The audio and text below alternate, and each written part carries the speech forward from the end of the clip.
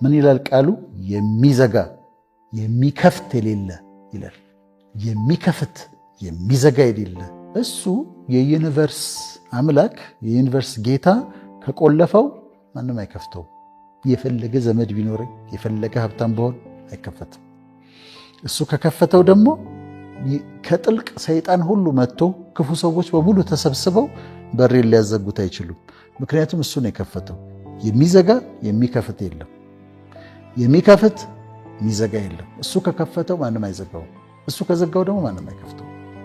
በዚህ መተማመን ያስፈልጋል። መስመራችንን ከሱ ጋር ካደረግን ይሄ ነው እና ጻድቁ እግዚአብሔር በጻድቁ ኖህ ላይ ዘጋበት አለ። ለምን ዘጋበት? ምን ተፈጠረ? ከዛ በኋላ አንደኛ የዘጋበት ምክንያት ከጥፋት ውሃ ሊያድነው እንዳይሞት ነው። አንዳንዱ በር የሚዘጋብን እንዳንጎዳ ነው። እኔ አሜሪካ ሊሄድ የፈለኩበት እድሜ ከሜዲካል ስኩል ወጥቼ 26 ዓመቴ ምናምን ነው ሊሄድ የፈለኩበት እድሜ። በዛ ሰዓት ጠጣለሁ፣ እጨሳለሁ፣ ቅማለሁ፣ ገርልፍሬንድ ምናምን ገና ይሄ ወደ መንፈሳዊ ህይወት አልተጠጋሁም። በዛ ሰዓት እኔ ብሄድ ኖሮ በጣም አደጋ ውስጥ ልገባ እችል ነበር። በጣም አደጋ ውስጥ ልገባ እችል ነበር። ምክንያቱም በቃ ሁሉን ነገር ሙከራ ላይ ስለነበርኩ። ስለዚህ ፕሮቴክት ሊያደርግሽ ሊጠብቅሽ ከውጭ ይዘጋብሻል። ልትሄጂ ስትይ አይቻልም፣ አትሄጂም፣ እየጠበቀሽ ነው። ልታገቢ ስትይ አታገቢም፣ ለምን? እየጠበቀሽ ነው። የተሳሳተ ትዳር ነው። የተሳሳተ ትዳር ውስጥ እንዳትገቢ ይፈልጋል። ፕሮቴክት ያደርግሻል እና ይጠብቃል። ፕሮቴክት ሊያደርገን ይዘጋብናል። ይህም ማወቅ አለብን። አንዳንዱ ነገር ሲዘገይ እየጠበቀን እንደሆነ ማወቅ አለብን። አሁን በር የተዘጋባቸው ሰዎች የሚመስላቸው እንቅስቃሴ የሌለ ይመስላቸዋል በህይወታቸው። ግን ያ እየጠበቁ እያሉ ቅድም እንዳልሽ የተሰሩ ህይወታቸው ከፍ እያለ ነው። በር ዝግ ነው። አዎ። ያሰቡት ነገር አልተሳካም ገና። አዎ። በህይወታቸው ግን ከፍ እያሉ እየወጡ ነው። እንትን አይደለም፣ ስታቲክ አይደለም፣ ዝም ብሎ አይደለም እየጠበቃችሁ ያላችሁት። በዚህ በመሰራት ውስጥ እሱ ከውጭ ዘግቶ ግን ከፍ እያደረገው ነው ህይወታችሁ የሚል መልእክት ማስተላለፍ ፈልጋለሁ። ስለዚህ አንደኛ ከጥፋት ሊያድነን ነው። ሁለተኛ ከፍ ሊያደርገን ስለፈለገ ነው። ሶስተኛ እንዳንፈራቸው ብሎ ነው። የህይወትን ተግዳሮቶች እንዳንፈራቸው ብሎ ነው። አሁን ማጣት የሚያስፈራው ሰው አለ። አንቺ ማጣትን አይተሽዋል መርከብሽ ውስጥ። ስለዚህ አያስደነግጥሽም። ዛሬ እንትን የለም ታዲያ እንዲያርጊና ሽሮ ሰሪና በቃ ይሆናል። ታዲያ ማጣትን አውቀዋል። ህመም እንደዚህ መጣ፣ ያ መርከብ ውስጥ አይቼዋለሁ፣ ህመምን ይድናል፣ ችግር የለም ትያለሽ። እሱ ነው ሶስተኛው። አራተኛው ምንድነው? በጣም ደስ የሚለኝ ያቺ መርከቧ ሄደችና ውሃው ከስር እየጨመረ ኖህ እንደተዘጋበት ነው፣ መውጣት አይችልም። አራራት ተራራ ላይ ወጣች። ተራራው ጫፍ ላይ ወጣች። ተራራው ጫፍ በጣም ይገርማል። ኖህ እኮ ቁጭ ብሎ ተዘግቶበት ምንም እየሰራ አይደለም፣ ተዘግቶበት ግን ውሃው ወስዶ ተራራው ጫፍ ላይ በኋላ እዛ ላይ ከወጣ በኋላ ነው ዝናቡ እንዳቆመ ውሃው የጎደለ ሲመስለው ቁራን ላከው ይላል። ቁራ ሄደ፣ በዛው ቀረ። ለዚህ ነው የቁራ መልእክተኛ የሚባለው። ለዚህ ነው ሄዶ የማይመለስ ማለት ነው። ከዛ እርግብን ላካት። እርግብን ሲልካት የለመለመ የወይራ ቅጠል ይዛለት መጣች እና ውሃው ጎሏል ማለት ነው። አሁን ከውጭ አይደል የተዘጋበት፣ አሁን ከፍቶ ሊያወጣው ነው ማለት ነው።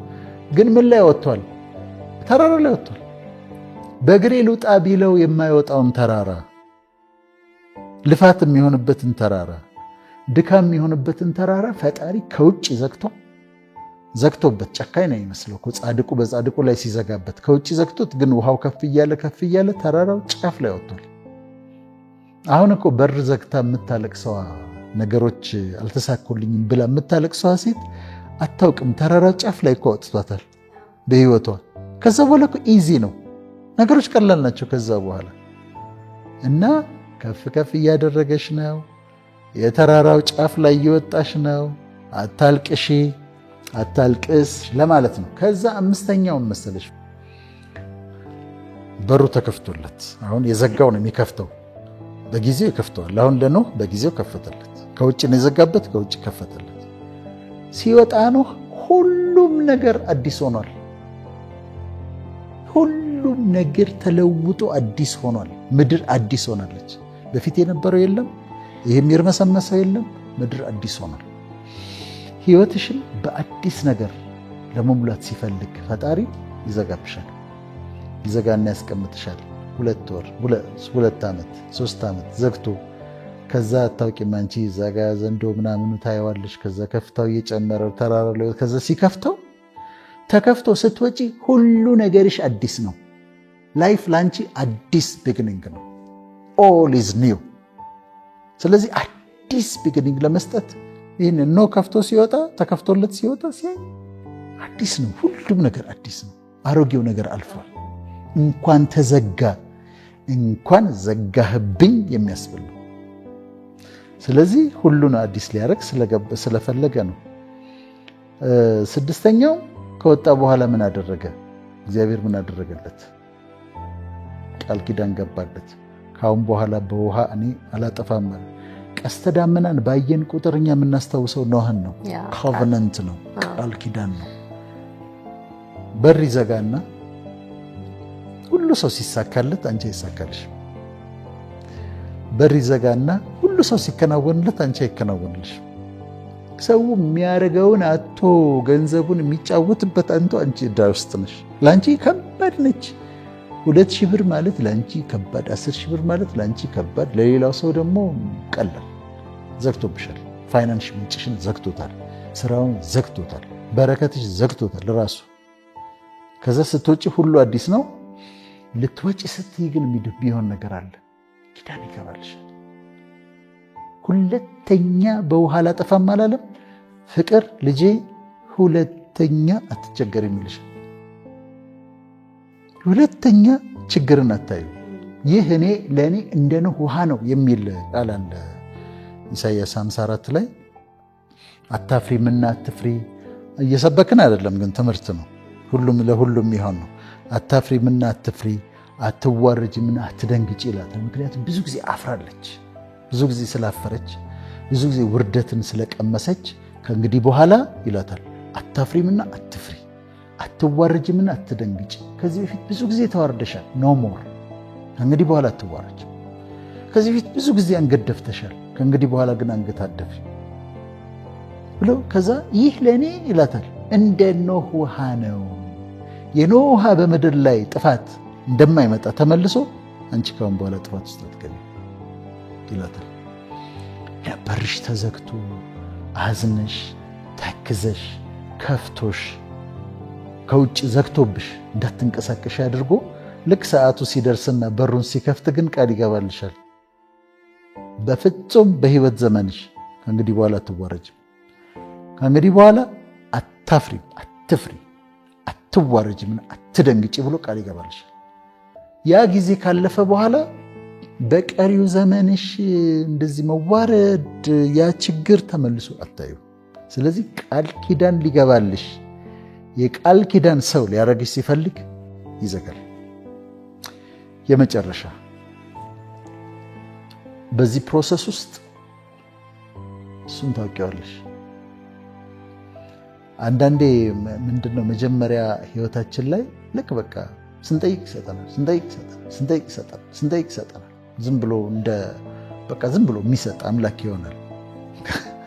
ከዛ ይመጣና ይዘጋዋል።